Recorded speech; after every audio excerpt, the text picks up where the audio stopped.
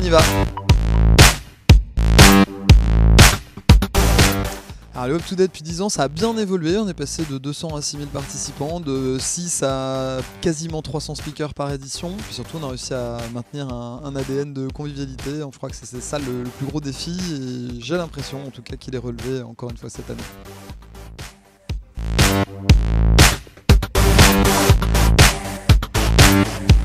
On a un vrai focus là en 2018 sur ce qu'on appelle la tech for good, parce que l'écosystème depuis 10 ans il a beaucoup évolué, qu'on est passé de bienveillance généralisée, voire plus que ça envers les startups, à une distanciation qui est un peu nécessaire aujourd'hui.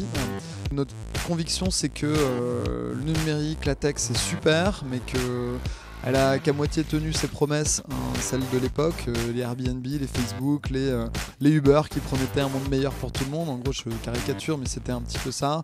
En pratique, voilà, on n'en est pas exactement là aujourd'hui. La tech, elle pose des questions, donc on se pose des questions aussi. Et le fil rouge de cette édition, en fait, c'est ça.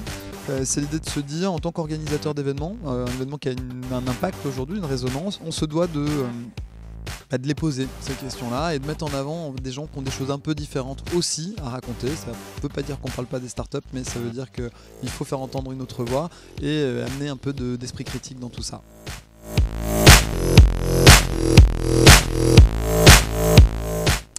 Alors ça c'est un vrai défi. On arrive à garder cet ADN là qui est un peu singulier. Je pense qu'on le voit parce que les gens ils ont le sourire, parce que c'est facile de discuter avec tout le monde. C'est assez amusant parce que c'est quelque chose qui est extrêmement difficile à faire quand on est rendu à 6000, 7000 personnes. Je pense que ça passe par une attitude dans nos présentations, dans ce qu'on se permet de faire, dans le discours, les messages qu'on fait passer, dans la façon dont on briefe les bénévoles, dans la façon dont l'équipe discute avec l'ensemble des festivaliers, dans la façon dont on parle à nos partenaires et quand on leur explique l'ADN de l'événement. Je crois que les gens arrivent avec déjà cet état d'esprit pour ceux qui sont venus et que ça se cultive, ça se travaille en fait. Ça montre qu'on peut faire des choses sérieuses sans se prendre au sérieux et je crois que c'est vraiment ça qu'on a envie de faire et de montrer en tout cas, et j'ai l'impression en tout cas que ça marche.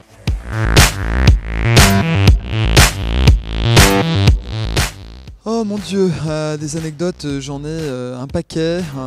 Ça va de notre ami Pierre-Luc Lachance qui rentre dans un dinosaure alors qu'il est adjoint au maire à Québec pour faire une introduction sur scène, jusqu'à il y a 4 ans, je fais la conférence d'introduction sur scène. Je suis censé avoir Axel Lemaire en Skype et puis j'y vais en mode freestyle, sans oreillette, sans rien. Je débarque, je fais l'intro, je me pose devant l'écran et là j'ai un écran vide et voilà, je me retrouve avec une salle qui attend que j'enchaîne, personne, une chaise vide en face de moi, et là je meuble pendant 8 minutes 30 en fait je crois, et c'est un moment de solitude terrible, mais une super expérience à vivre. Merci.